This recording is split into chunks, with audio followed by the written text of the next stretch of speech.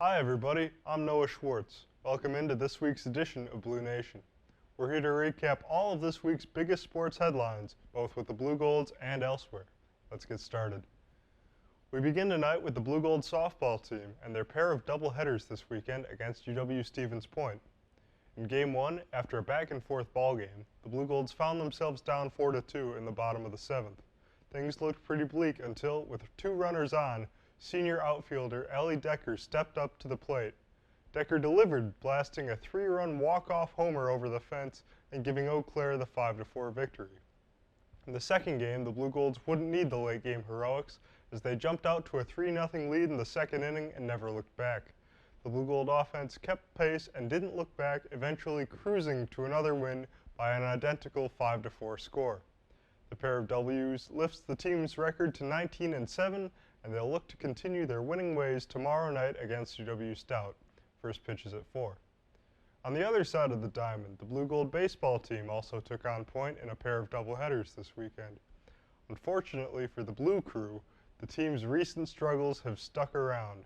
Despite getting run support early in both of Saturday's matchups, they were still handed 2 losses at the hands of the Pointers, losing the games by scores of 5-2 and 10-5 respectively.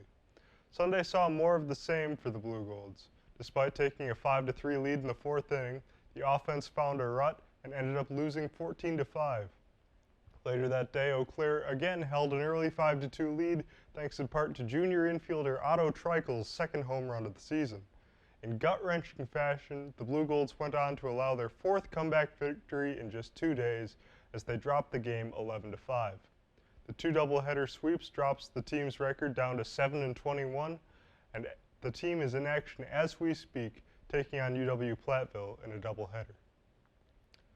Debo Samuel wasn't the only pass catcher involved in trade rumors this week, though, as for the past couple of days, the Green Bay Packers have been targeting Las Vegas Raiders tight end Darren Waller.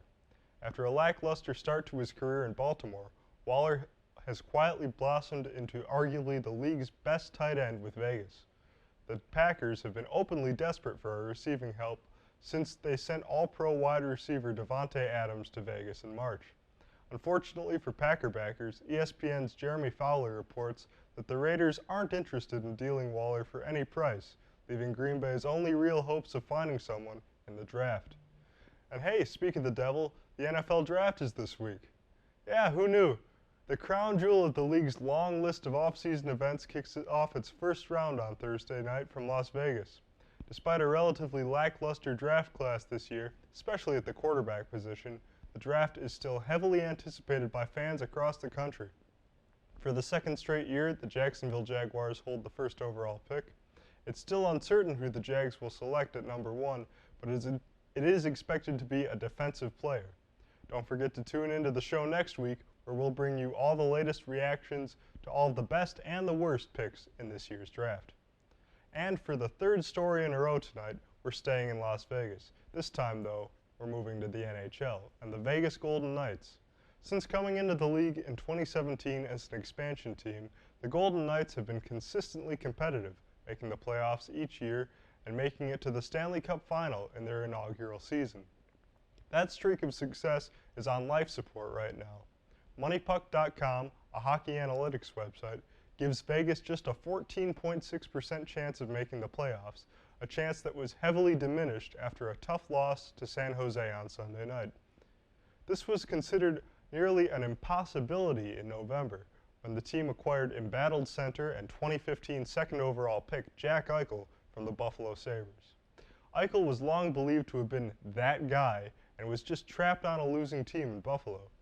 Well, since coming back from injury and making his debut with Vegas in February, Eichel has made it abundantly clear that he isn't, in fact, that guy after all, especially not in important games down the stretch. Eichel hasn't scored a point in his last 4 games. To add insult to injury, the 2 players Vegas sent to Buffalo in the deal, Alex Tuch and Peyton Krebs, both have more points than Eichel does this season.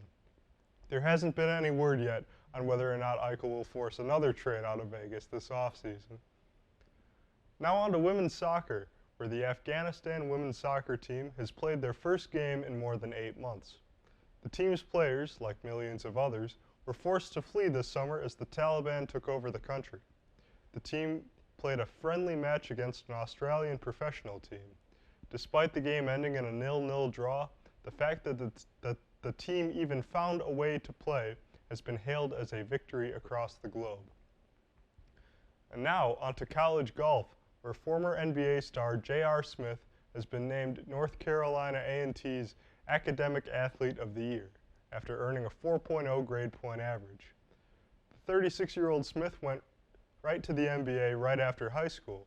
After his pro career ended in 2020, Smith decided to go to college and earn a degree, all while putting his unused NCAA eligibility to good use. We close tonight's program with the return of a fan-favorite segment.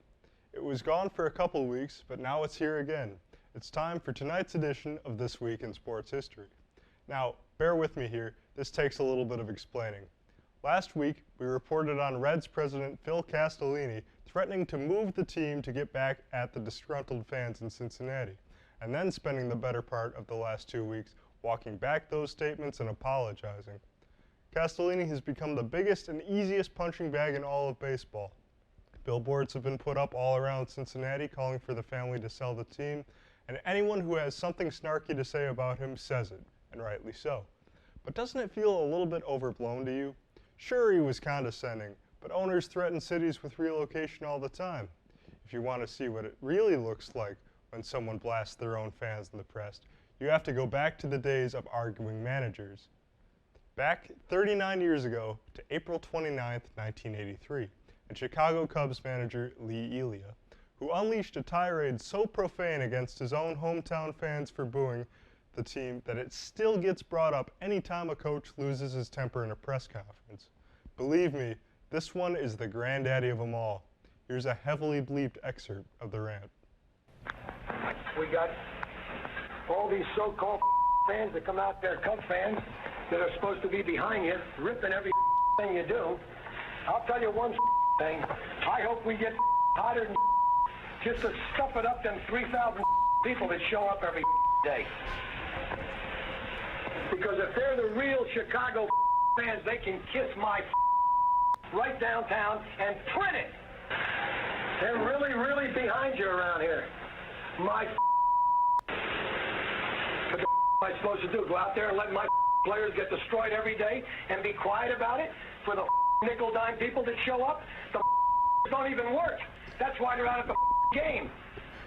They ought to go out and get a job and find out what it's like to go out there and living. 85% of the world's working. The other 15 come out here. A playground for the Rip them like the players. Got guys busting their and them people boo. And that's the Cubs? My Hey, what do you know? Calling fans of your own team jobless bums, among other things, isn't a great move. Ely was fired later that season, and it was a miracle it didn't happen as soon as that tape got out. Well, I've done all the damage I can do here. To find more episodes of BluNation and other great TV10 content, visit us at mytv10.uwec.edu. For the rest of us here in the studio, I'm Noah Schwartz. Good night, everybody.